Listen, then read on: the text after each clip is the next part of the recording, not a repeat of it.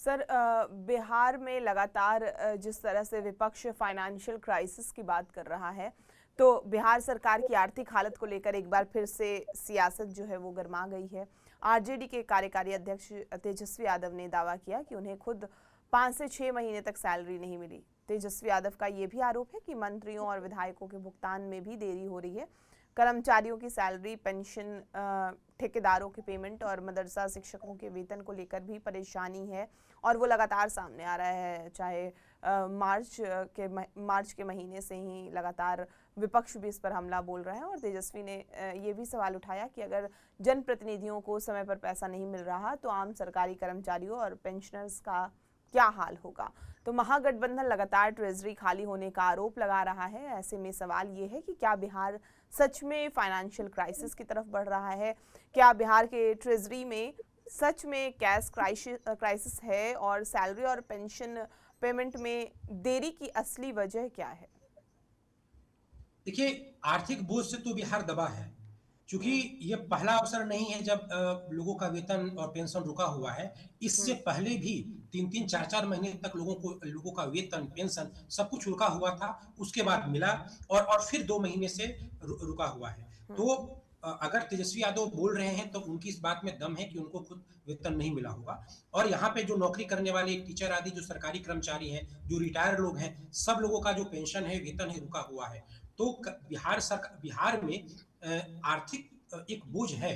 और कहीं ना कहीं ये जो जिस तरीके से वेतन रुका है, पेंशन आदि नहीं नियमित समय पे मिल रहा है, ये हम्म। इधर के 6-7 महीनों में इस तरह की बातें आई हैं। इससे पहले जब अगर अगर अगर आप 2023-24 की बात करें, तब तक तो लगातार पेंशन लगभग मिलता ही रहता था। सिर्फ जो वित्त रहित शिक्षक हैं जो यूनिवर्सिटी में, उनका एक क्लेम होता था कि उनका जो भी वेतन तय किया गया है वो नियमित तौर पे नहीं मिलता है। इसके हम्म। अतिरिक्त जितने भी शिक्षक हैं, टीचर हैं, कर्मचारी हैं, सरकारी कर्मचारी हैं, पेंशन धारी हैं, सबको नियमित समय पे वेतन मिलता रहा है। तो इन दिनों बिहार पे आर्थिक दबाव तो है ही।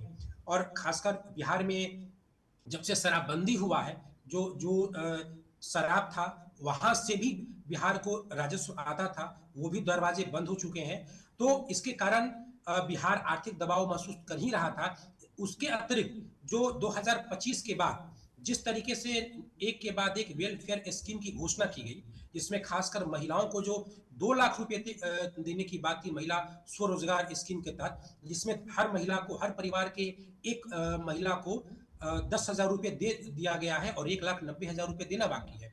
इसके अतिरिक्त जो पेंशन बढ़ाया गया, जैसे वृद्धा पेंशन हो गया, विधवा पेंशन हो गया, तो जो सामाजिक सुरक्षा पेंशन है, इनकी राशि में भी जो बढ़ाई गई है, फिर बिजली आदि फ्री की गई है। इसके कारण तो आर्थिक बोझ बढ़ा ही है। केवल जो महिला स्वरोजगार स्कीम के तहत 10-10 हजार रुपये दिए गए हैं, इससे केवल 40,000 करोड़ का अतिरिक्त भार हो गया है। तो बिहार में पैसे की कमी है। आप देखी होंगी कि कुछ ही महीने पहले बिहार में जो स्टेट हाईवे है, वहां पे भी गाड़ियों को शुल्क लगाने की बात कही गई थी, हम्म। जिसके कारण ये कहा गया था कि कहीं महंगाई बढ़ न जाए। लेकिन वो मसला बांकीपुर चुनाव के पहले का था, इसलिए उस पर सरकार कुछ हद तक रोक लगा दी थी। लेकिन कहीं ना कहीं बिहार आर्थिक तंगी के दौर से गुजर रहा है।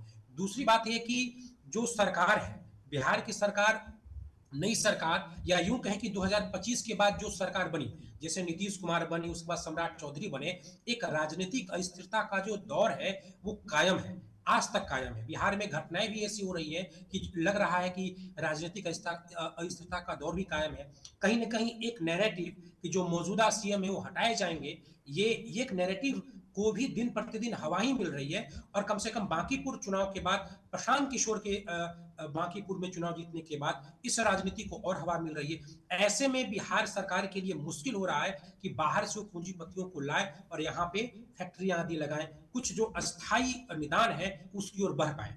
इसी बीच सम्राट चौधरी ने हर बैंकों को जो सीडी रेशियो है उसको बढ़ाने का भी निर्देश दिया था। उन्होंने कहा है कि बिहार का सीडी रेशियो लगभग 60% के आसपास हो चुका है। तो हम्म। कुछ ऐसे बैंक है जिनका सीडी रेशियो 50% या उससे भी कम है, तो वो बढ़ाने की भी बात कर रहे थे।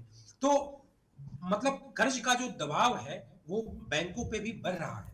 और हम्म। उस तरीके से जो स्वरोजगार के साधन है वो हो नहीं पा रहे हैं। तो इसमें कोई संदेह नहीं है कि बिहार आर्थिक दबाव से गुजर रहा है।